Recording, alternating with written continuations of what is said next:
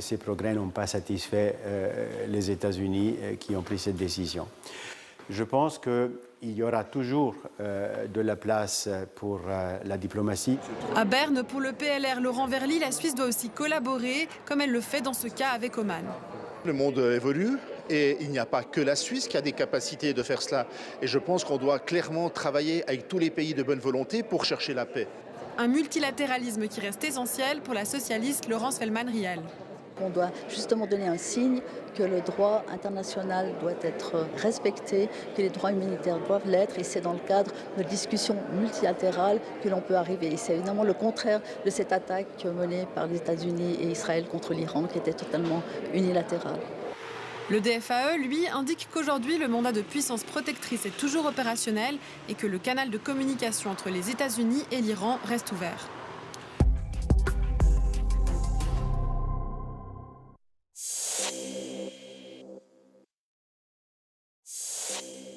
Cette fois-ci, Ursula von der Leyen peut sourire franchement. Guy Parmelin n'est pas là pour lui annoncer une mauvaise nouvelle.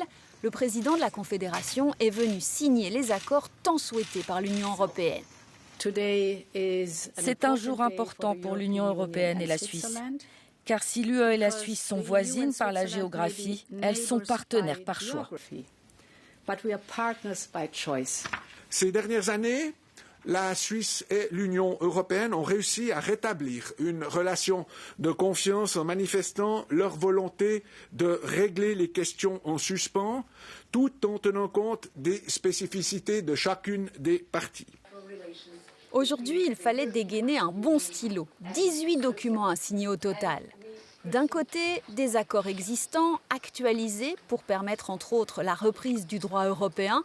De l'autre, de nouveaux textes sur la sécurité alimentaire, l'électricité ou la santé. En Suisse, ce paquet doit encore être validé par le Parlement et sûrement par le peuple. C'est d'une importance énorme sur le plan géostratégique que toute l'Europe soit unie et travaille ensemble. Je suis donc absolument convaincue que les résultats seront positifs. Guy Parmelin semble pourtant préoccupé. Même si l'ambiance est bonne avec Bruxelles, il s'inquiète pour l'industrie suisse, alors que l'UE est tentée par plus de protectionnisme. Nous estimons que la Suisse doit faire partie intégrante de toute solution visant à renforcer la compétitivité et la résilience de l'Europe. Ursula von der Leyen promet que le partenaire suisse sera bien traité. Il ne faudrait pas déjà mettre en péril la confiance retrouvée. Et de Bruxelles, on se rend à Berne. On vous retrouve Agnès Wüthrich. Vu de Berne, il y a encore beaucoup d'obstacles sur la route de ces accords. Oui, beaucoup d'obstacles, Philippe, et beaucoup d'inconnus également pour celles et ceux qui portent ces nouveaux accords. La première, c'est l'impact de la votation sur l'initiative UDC pour une Suisse à 10 millions. Ce sera le 14 juin prochain, un vote qui, même s'il n'y a pas de...